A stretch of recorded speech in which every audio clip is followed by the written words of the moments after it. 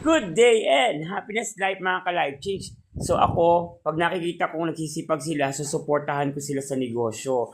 Kaya naman, may regalo ako sa ginagawa nilang budget catering and Hana Store and more. Kasi nga, marami na sila, kailangan na nilang mag-stocks ng mga foods like manok, baboy, or mga siomay, paninda. Kaya kailangan nila nito. So this is my gift for Hana Store and more and budget catering ni Nanay. So, I hope they will like this one, okay? So, maliit na bagay pero malaking tulong. God bless sa kanila.